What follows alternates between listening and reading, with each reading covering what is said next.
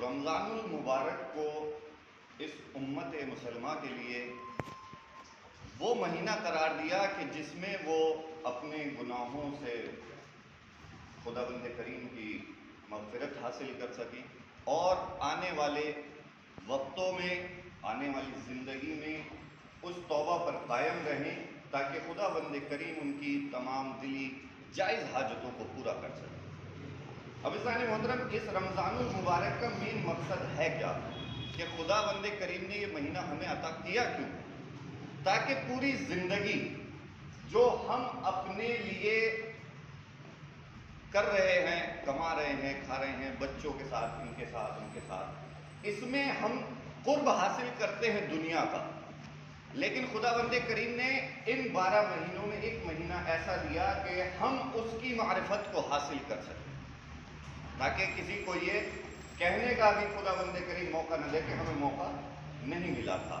تو ایک مہینہ خداوند کریم نے اس امت مسلمہ کو دیا تاکہ ہم خداوند کریم کی معرفت کو حاصل کر سکیں۔ تو آیا ہم نے اس مہینے کیا خداوند کریم کی معرفت کو حاصل کیا؟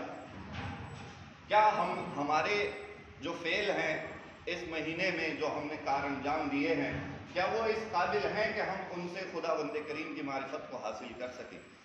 ہم نے روزے رکھے عزیزان محترم، کیا کہیں ایسا تو نہیں ہوا کہ ہم نے روزے تو رکھے لیکن ہماری نظر میں وہ روزہ تھا لیکن ہم بھوکے رہے، ہم پیاسے رہے، ہمارا روزہ ہی نہیں ہوا؟ کیونکہ روزے کا عزیزان محترم میں پہلے بھی بیان کر چکا ہوں کہ روزہ فقط بھوکے رہنے کا نام نہیں، روزے کا مطلب ہے کہ آپ کے پورے اجزاء اور آپ کی روح کا روزہ، یعنی ہاتھوں کا روزہ، آنکھوں کا روزہ، پیروں کا روزہ، ناک کا روزہ، کانوں کا روزہ، زبان کا روزہ۔ یہ کون سے روزے ہیں عزیزان محترم؟ اس تمام مجسمے کو جب ہم اکٹھا کرتے ہیں، تمام چیزوں سے ہم حرام کاموں سے بچتے ہیں، اس کو روزہ کہا جاتا ہے۔ یعنی کہ پورے دن ہمارے ہاتھ کوئی حرام کام نہ کریں، ہماری آنکھیں کچھ حرام دیکھیں نہ، ہمارے کان کچھ حرام سنیں نہ، ہمارے پیر کسی حرام کی طرف جائیں نہ۔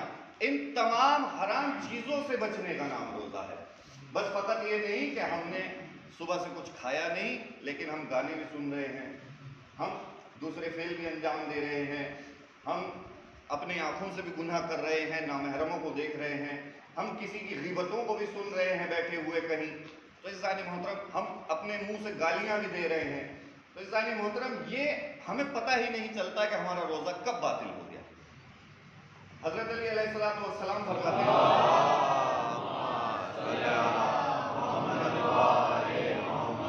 کہ گالی دینا حرام ہے، اور گالی انسان کے اعمال کو ایسے حد کرتی ہے کہ جیسے مگرمچھ چھوٹی مچھلیوں کو کھا جاتا ہے۔ اب دیکھیں کیا گالی دینا اتنا بڑا گناہ ہے تو کیا گالی سے ہمارا روزہ نہیں ٹوٹتا؟ لیکن ہم دن میں سینکڑوں گالیاں دے دیتے ہیں آپس میں۔ کچھ لوگوں کا تو تکیہ کلام ہو گیا کہ بنا گالی کے بات ہی نہیں نکلتی ان کے منہ سے، ہر بات میں گالی دینا۔ آنکھوں سے گناہ کرتے ہیں کہ سڑک پہ جا رہے ہیں یا کہیں بیٹھے ہیں، نامحرموں کو دیکھ رہے ہیں، اس سے روزہ باطل ہو گیا انسان۔ اب عزیزان محترم معرفت الہی حاصل ہونے کا پتہ کیسے چلے گا؟ تو آپ کے سامنے ایک چھوٹا سا واقعہ حضرت عیسیٰ علیہ السلام کا بیان کرتا چلوں کہ حضرت عیسیٰ علیہ السلام ایک مرتبہ اپنے صحابی کے ساتھ گشت پر جا رہے تھے، کہیں دورے پر، تو راستے میں انہیں بھوک لگی تو ایک جنگل میں گزر ہوا، تو انہوں نے ایک ہرن کو اپنے پاس بلایا کھانے کے لیے، دونوں کے پاس کچھ نہیں تھا۔ اب ہرن ان کے پاس آیا، حضرت عیسیٰ نے اسے ذبح کیا، اس کا گوشت پکایا، کھایا اور اس کی ہڈیوں کو جوڑا اور اسے زندہ کر کر پھر جنگل میں چھوڑ دیا۔ اب عزیزان محترم دیکھیے حضرت عیسیٰ کا یہ واقعہ۔ اب ان کے ساتھ جو ان کا صحابی تھا وہ کہتا ہے کہ یا نبی اللہ، آپ کا یہ کرشمہ دیکھ کر میری معرفت بڑھ گئی، واقعی معرفت بڑھ گئی، چلو اچھی بات ہے، معرفت بڑھ گئی، چلے۔ اب راستے میں عزیزان محترم لمبا طویل سفر تھا، اس کے بعد جب پہنچے دوسری جگہ تو پھر بھوک لگی، تو حضرت عیسیٰ نے دیکھا کہ میرے پاس ایک سونے کا سکہ ہے جو اس وقت چلتا ہوگا، اور وہ حضرت عیسیٰ نے اسے دیا اور کہا کہ جو تیرے پاس پیسے ہوں اسے ملا کر روٹی لے آ کہ دونوں ہم کھا لیں۔ اب وہ گیا، اس کے پاس 2 سکے تھے، اس نے کہا بھائی روٹی کتنی کی ہے؟ اس نے کہا 1 سکے کی 1 روٹی۔ اس نے کہا ٹھیک ہے، 3 روٹی دے دو. اب عزیزان محترم اس شخص کے دماغ میں کیا آیا کہ تیری تو 2 روٹیاں ہونی چاہیے کیونکہ تیرے پاس 2 سکے تھے. عیسیٰ کی 1 روٹی ہونی چاہیے کہ اس کے پاس 1 سکہ تھا. اب عزیزان محترم اس نے کیا کیا کہ راستے میں 1 روٹی کو کھا گیا اور حضرت عیسیٰ کے پاس پہنچا اور جانے کے بعد کہا کہ لیجیے حضور میں روٹی لے آیا ہوں, نوش فرمائیے. اب دونوں نے 1 روٹی کھائی, چل دیے. انہوں نے کہا سچ سچ بتا روٹیاں کتنی تھیں؟ اس نے کہا کہ مولا نبی اللہ 2 ہی تھیں, 1 آپ نے کھائی 1 میں نے کھائی. ٹھیک ہے, تو کہہ رہا تھا نا کہ معرفت بڑھ گئی. اب دیکھیے ظالم محترم آگے چلے تو ایک ندی بہت بڑی راستے میں آئی. نہ کہا یا نبی اللہ ہمیں تو اس پار جانا ہے, اب اتنی طوفان پہ یہ ندی ہے ہم اسے پار کیسے کریں؟ کہا کہ گھبرا مت کہ جہاں جہاں کو میں جا رہا ہوں تو میرے پیچھے پیچھے آتا جا. اب حضرت عیسیٰ پانی پر چلے, ان کے پیچھے پیچھے وہ بھی گیا, وہ بھی نہیں ڈوبا. اب جب پہنچا لاسٹ میں تو کیا دیکھتا ہے کہ ان کے پیر تک گیلے نہیں ہوئے. تو دیکھ کر بہت تعجب کیا. اس نے کہا یا نبی اللہ میری معرفت تو آپ کے لیے میری معرفت میرے دل میں آپ کے لیے اتنی بڑھ گئی ہے کہ بس میں آپ کو بیان نہیں کر سکتا. کہا میں اور معرفت بڑھ گئی کہ ابھی آپ نے ایک ہرن کو ذبح کیا پھر اسے زندہ کیا, معرفت بڑھی. اب ہم پانی پر چلنے لگے, میری معرفت اور بڑھ گئی. کہا کہ اچھا سچ بتا کے روٹیاں کتنی؟ کہا یا نبی اللہ پہلے ہی بتا چکا ہوں کہ روٹیاں تو 2 ہی تھیں, 1 آپ نے کھائی تھی 1 میں نے کھائی. کہا چلو کوئی بات نہیں, لیکن بار بار تو کہہ رہا ہے نا کہ معرفت بڑھ گئی تو اس لیے پوچھ رہا ہوں. اب عزیزان محترم چلنے کے بعد ایک پہاڑی سے گزر ہوا تو جناب عیسیٰ نے کہا کہ چلو تھوڑی دیر یہاں پہ آرام کر لیتے ہیں. آرام کرنے کے لیے جیسے ہی رکے تو عزیزان محترم اس نے کیا دیکھا کہ 3 سونے کی اینٹیں اس کے پاس رکھی ہوئی. وہ اور خوش ہو گیا. اس نے کہا کہ نبی اللہ میری معرفت تو آپ کے لیے اور بڑھ گئی کہ خدا بند کریم نے آپ کے صدقے میں مجھے سونے کی اینٹیں عطا کی ہیں اور میں تو مالا مال ہو گیا, میں تو بہت امیر ہو گیا. تو اس نے جب یہ کہا تو جناب عیسیٰ نے کہا کہ دیکھ بتا اب بھی روٹیاں کتنی تھیں؟ میں کہا یا نبی اللہ بتا تو دیا کہ روٹیاں تو 2 تھیں, 1 آپ کی تھی 1 میری تھی.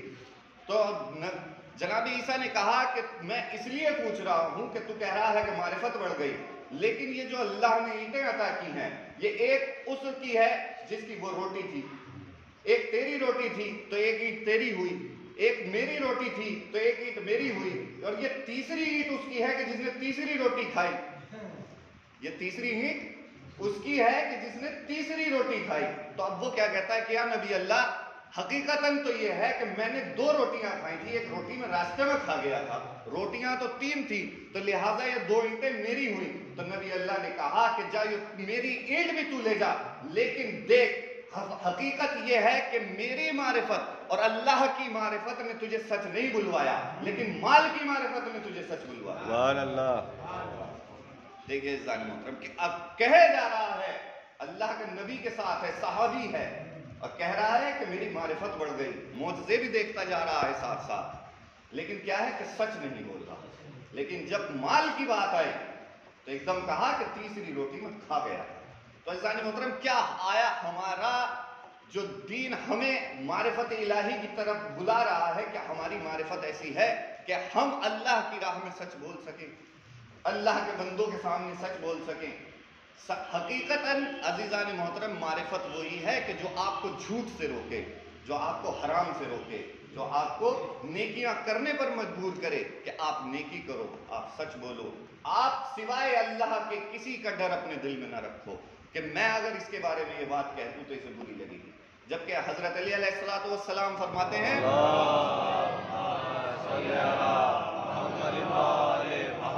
کہ مجھے سب سے پسندیدہ شخص وہ ہے جو میرے عیب مجھ پر ظاہر کرے. لیکن اس ظالم محترم آج کسی کا عیب کسی کے منہ کو بول دیجیے آپ, دیکھیے پھر کیا ہوتا ہے کہ بھائی مجھے تم نشیڑی کیوں کہہ رہے ہو یا مجھے تم شرابی کیوں کہہ رہے ہو.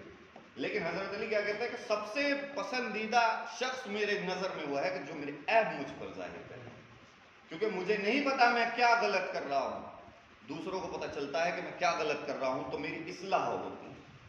اب عزیزان محترم دیکھیے دوسری طرف حضرت علی علیہ السلام فرماتے ہیں, ایک صلوات پڑھی بات,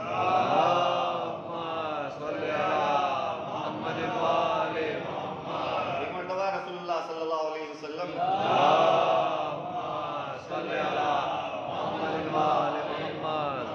اب عزیزان محترم ادھر حضرت علی نے کہا کہ جو میرے عیب مجھ پر ظاہر کرے.